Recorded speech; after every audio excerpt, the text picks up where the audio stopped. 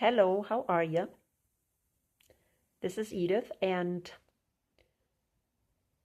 I did receive a question about Matthew 24 and if it could be the same as the seals.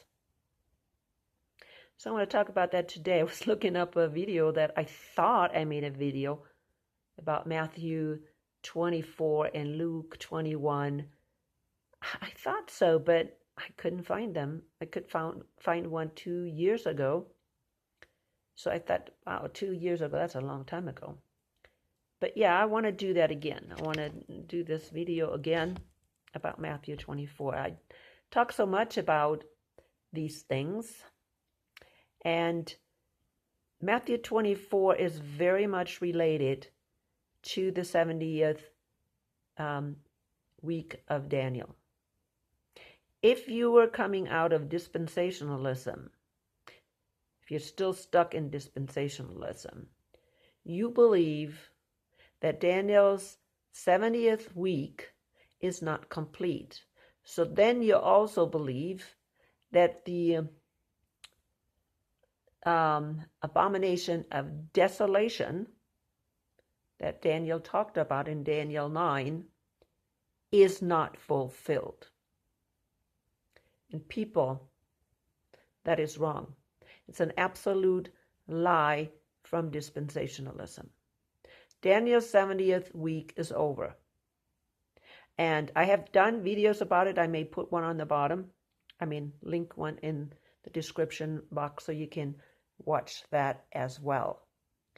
But if you don't understand that, if you're still stuck in believing that the 70th week of Daniel is not over, and I've done studies showing exactly what Daniel is really saying. You can read it. If you have not read it, you should be studying it and going into detail of the language, the subject, and what the subject is, the definition of each word, because Daniel explains it very clearly.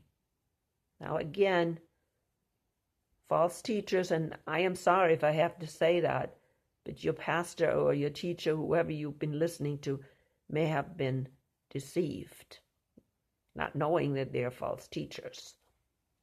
But Daniel's 70th week is the basis to understand Matthew 24, Luke 21, and Mark 13. So when we go to, and I'm just going to focus on the New Testament today. But if we focus on that, we're going to have to go and start from the beginning. And when we look at the conversation that Jesus had with his disciples in Matthew 24, it's obvious. He talks about, of course, in Matthew and only Matthew. And this is why false teachers always use Matthew, because Matthew is the most confusing. In Matthew, meaning all three of the Gospels, the disciples say to Jesus, basically, and you look at that, look at the temple. And obviously they're talking about the temple that they were standing in front of. They're coming out of the temple, come on, and they're saying, look at this beautiful temple. It is just gorgeous and whatever. And Jesus is answering them, and it doesn't matter if it's in Luke, Mark, or Matthew, and you have to compare them. So put them side by side. What he's saying, I'm going to read Matthew today. Do you see all these things? He asked, truly, I tell you, not one stone here will be left on another. Every one will be thrown down.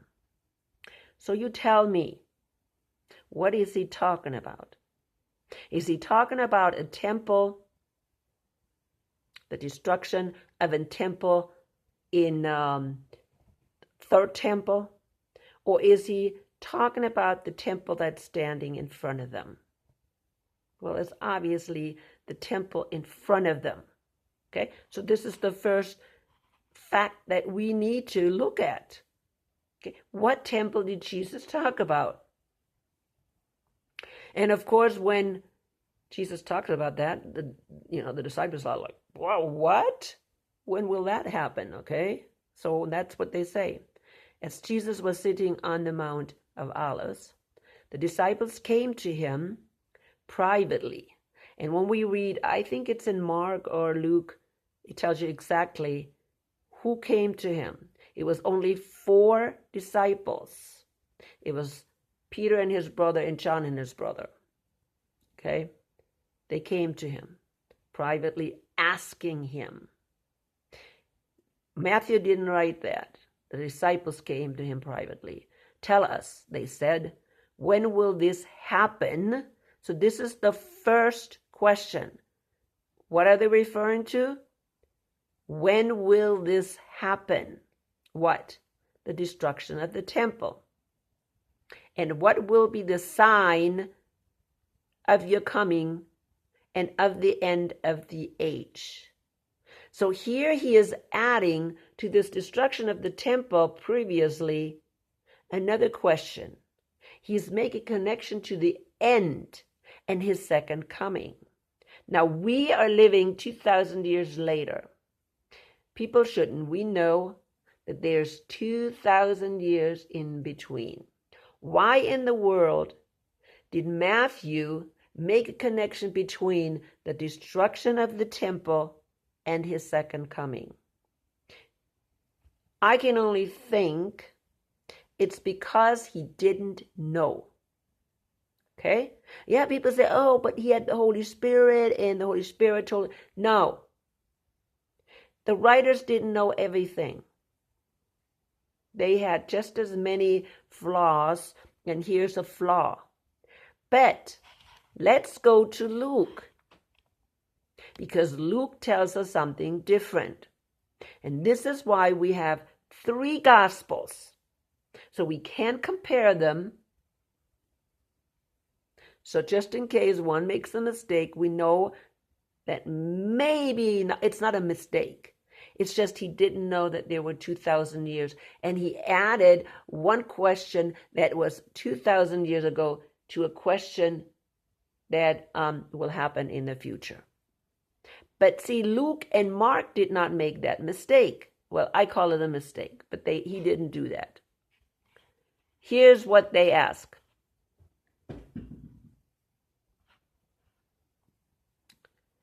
Okay. Here's the same thing. I think it's in 8. No. In 7. Teacher, they asked, when will these things happen? Now listen to this. And what will be the sign that they are about to take place? Now listen to this. The signs here are in relation to what? The destruction of the temple. Not to his second coming. What does Mark say? And that's in Mark, of course, 13. Here they're saying, and Mark is saying that it was Peter, James, John, and Andrew. Tell us, when will these things happen? Same thing, when will these things happen? What things? The destruction of the temple, and the same thing. And what will be the sign that they are all about to be fulfilled? Okay? So we have 3 different accounts. Matthew is the only one who makes a connection between, or it seems like he's making a connection between the destruction of the temple and his second coming. But it's not. He's just adding 2 questions there. He's asking, okay, Tell us about the destruction of the temple. When will it happen? And then what will be the signs of your coming? So there's two things that Matthew now is going to answer, and Luke and Mark. Now, Mark and Luke, we know it's only one question. And so Mark and Luke, it's clear what he is going to describe next is the destruction of the temple. And what temple? The temple in front of them. That is the abomination of desolation, because it is addressed. Now, I think it's addressed in Matthew 24. Okay?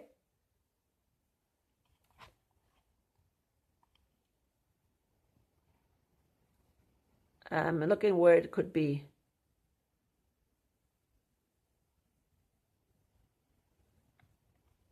And it could be in the other ones too.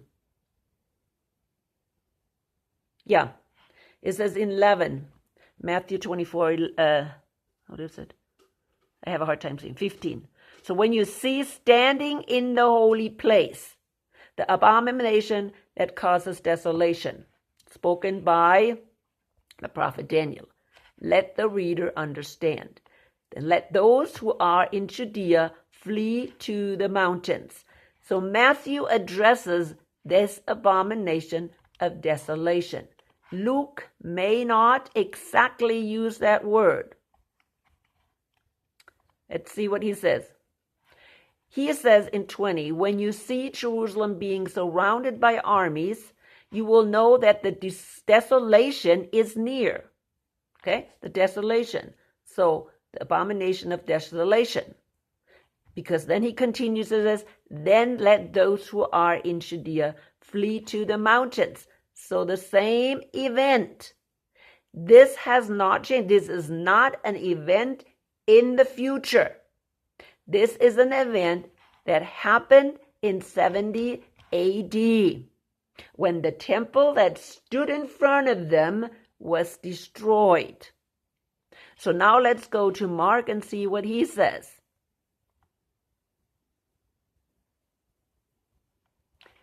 Here in 14, Mark 13:14, when you see, and he uses it too, abomination that causes desolation, standing where it does not belong, let the reader understand. Then let those who are in Judea flee into the mountains. This is again, has nothing to do with any end times, people. Nothing whatsoever. This is the temple that stands in front of them. And all the signs that you can read, people. Okay? It doesn't matter. They will be flogged in the synagogues. They will be betrayed by their brothers and put to death. People will hate them. There will be rumors and rumors of wars. There will be all kinds of pestilence. What else?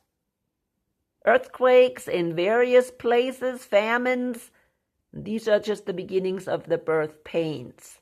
See, all this, people, because people only read Matthew and listen to false teachers, they're being deceived to believe that this is something that is going to happen in the future.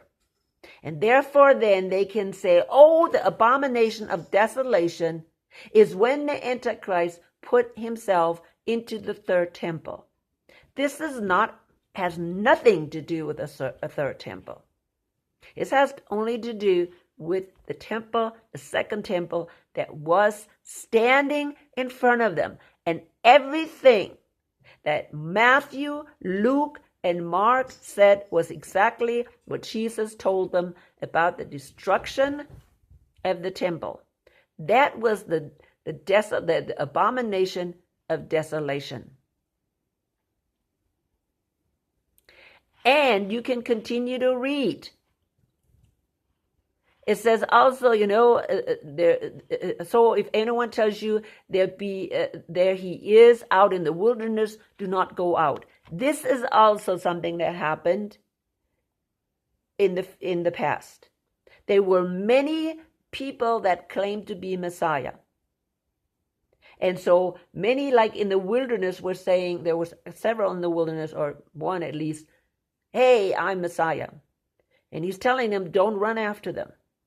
Because all this was part of that time before the destruction of the temple. Okay? And then it says, for lightning that comes from the east is visible even in the west, so will be the coming of the Son of Man. He's saying, don't be fooled. You will know when he comes. Okay? And then he says, wherever there is carcass, there the vultures will gather. Now, people, I had a hard time understanding that in the past. What is he talking about? A carcass and vultures? Until I realized how devastating the destruction of Jerusalem was during the time they destroyed the temple. And you need to do some investigation in that. Okay? I have a little book I'm going to show you in a minute here that describes, uses Josephus, and Josephus was an eyewitness of what happened in Jerusalem. It was an absolute bloodbath. They were carcass all over. And I'm imagining if there were carcass all over, there was blood all over, there's going to be vultures all over. And that is what he is talking about here. Okay? Not anything that is happening in the future. Now, Luke describes it a little bit different at the end. Let's see what he describes. They will fall, and that's in 24. Luke 21:24. They will fall by the sword and will be taken as prisoners to all nations.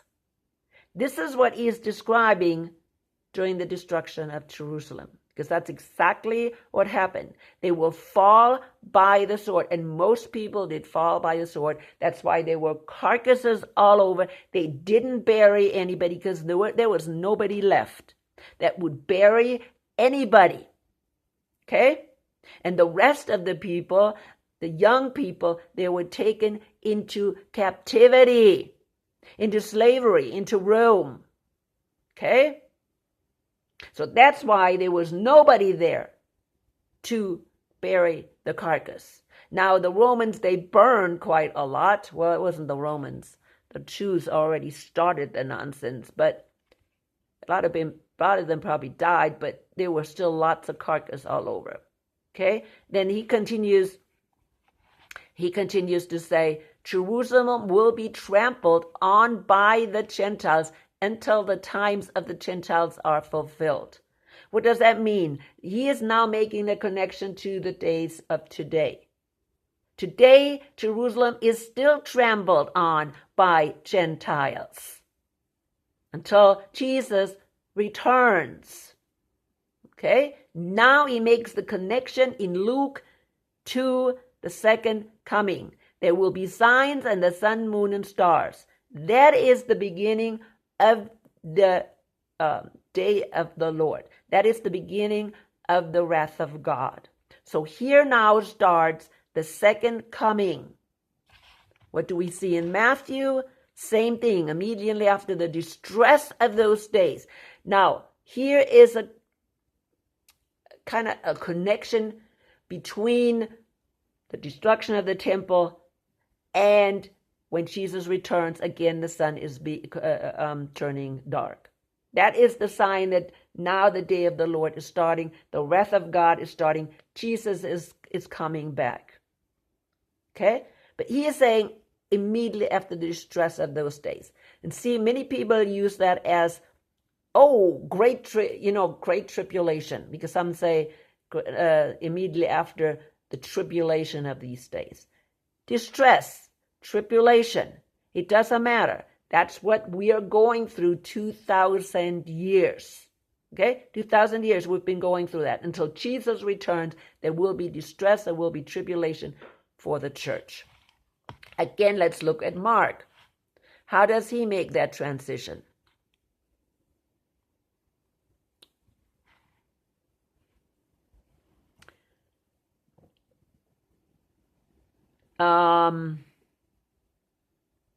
It says, but in those days, and he says in 23, so that's Mark 13:23. So be on your guard. I have told you everything ahead of time. This is still talking about the destruction of the temple. You see, he wants them to be warned. Why? Because he wants them to get out of Jerusalem when it is destroyed. Because everybody was killed.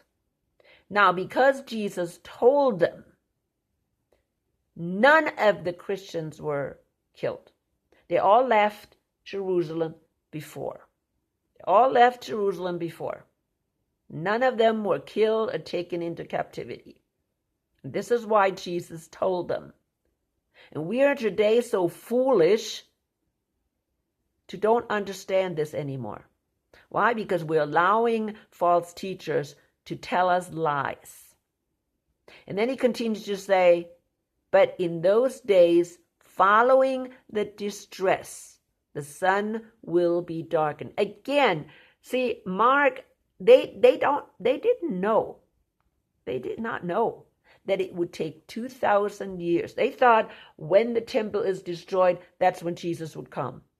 They thought that. We know that today. Okay? The disciples thought that Jesus would come during their time. And in reality, he didn't. So there they made this connection. But in those days following the distress, well, they didn't understand 2,000 years of distress. The sun will get dark. Okay? But again, Matthew is the one that makes things more complicated, because in the beginning, he writes two questions. So then he says, well, what will be the sign of your coming? And then this is not going to be described until Matthew 24:29. Or Luke 21, where is it again? 25? And Mark 13, where was it again? 14? No? 24? See, here's something interesting. I just saw that in Mark 13:20. If the Lord had not cut short those days, no one would survive. But for the sake of the elect, whom he has chosen, he has shortened them. See, here again, this is not, you cannot apply that to today. That has already happened. Okay? All these things have already happened. The same thing with, there will be a great distress. Where is that again?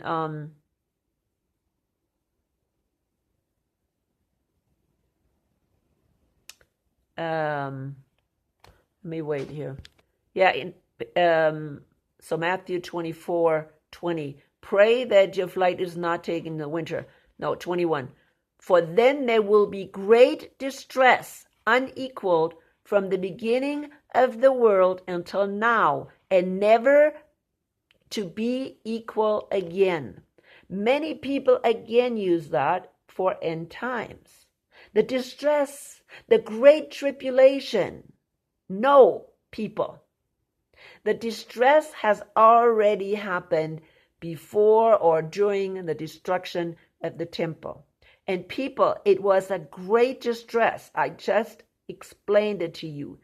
People were killed.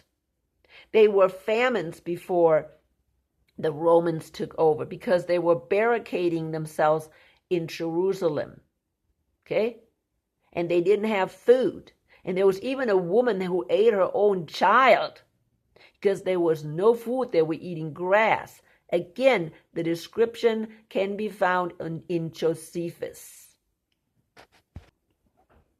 So now I want to show you this little book. It's called The Destruction of Jerusalem an absolute and irresistible proof of the divine origin of Christianity by George Peter Holford. You can actually download this for free on archive.com, and I will put a link on the bottom, or you can order this little book. It's written in 1805. Okay? 1805, that means this little book was written before dispensationalism could deceive people, basically. And that's why this is actually a very good book to read. But it is a summary of what really Josephus, the Jewish historian, wrote down in his book, Wars of the Jews, Volume 5. There you can find it. But I hope you understand that in order to understand here what's going on, you have to compare Matthew, Luke, and Mark. Because Matthew, see, these things are not 100%, they're not chronological. Okay? They jump back and forth. So we have here the destruction of the temple in Jerusalem. Then it goes to, if you go to 29, the wrath of God, that is when the sun goes dark. Then you see, after the wrath of God, you see the Son of God in heaven, okay? But then later on, like in 36, he goes back to the rapture. Jesus did not tell them that the rapture will happen at the beginning of the day of the Lord. That means before the wrath of God. He didn't tell them. They didn't know because he didn't tell them. I don't know why, but I guess he wanted, it wasn't important for them maybe to know. But the information that now we can gather, and I actually made that video, a couple videos ago. You can go back where you can see clearly that the rapture happens before the wrath of God. You're just going to have to look then when the wrath of God in the timeline happens right here in Matthew, and you know then that this event here, where's that one again? But about the day or the hour, no one knows, not even the angels in heaven. This is now jumping back to the day of the Lord, when the day of the Lord starts, and when the sun goes dark. Okay? And then he says, it will be like the days of Noah. And then he is saying, the 2 men will be in the field, and one will be taken, and another left. 2 women will be grinding with a hand mill, one will be taken, and the other will be left. That is typical rapture. One will be taken, and I mean snatched out, not gathered by the angels. Okay? I have made that video about gathering by the angels and by being snatched out. There's a difference. So go back and watch that video just a couple of videos ago. Okay? Because this event right here, then he says, therefore keep watch, because you do not know on what day your Lord will come. And he's talking about Lord, that means the person is the bride. Okay? And then, of course, in 25, he talks about the virgins. That's that event. That is the event when Jesus picks up his bride. And the foolish ones are being left behind. Now, who picks up the bride? The angels? No, Jesus himself, the bridegroom himself. Okay?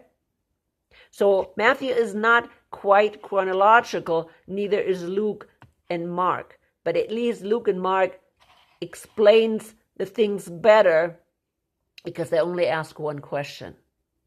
And there's no doubt then that what follows is a description of the destruction of the temple. Not a third temple, an abomination, and somebody sitting in it. It doesn't say anything. It says abomination of destruction. Okay? Abomination, yes. An abomination would, if somebody would be sitting in it. But it says destruction. Okay? Destruction means destruction. You destroy something. And that's what exactly happened that Jesus said will happen. The temple will be destroyed. There will be no stone on top of the other. Okay? You understand that. Because I know people make mistakes. And again, there's a very strong connection to Daniel's 70th week. When people make that mistake. This is what happens when you're still stuck in dispensationalism. Okay? Then you believe in this 7-year tribulation time, which doesn't even exist.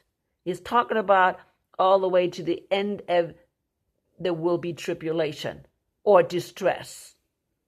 Okay? All the way to the end. There was already lots of distress during that time. Oh my goodness, people, it was a horrible, horrible time. The blood was running down the gutters. Okay? It was so, it's unbelievable. And that's why he said there will not be such a time again. Yes, Jerusalem again at the end will go through war and devastation, and women will be raped. Jerusalem will be plundered. So all that will happen, but it will not be bloody as it was during the destruction of the second temple. It will not be as devastating.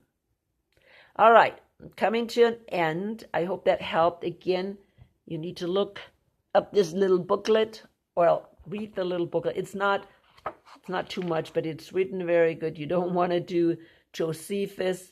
That's very lengthy, and if you want to read it, that's fine. But for me, the summary is a lot better. And again, 1805. I'm not saying everything in there is correct, but most of it is.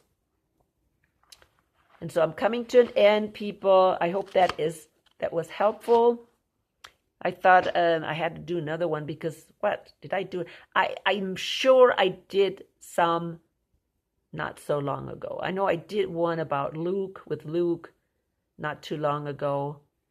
But anyways, I just couldn't find it, so I thought I'd make a new one. Anyways, let the Holy Spirit guide you always.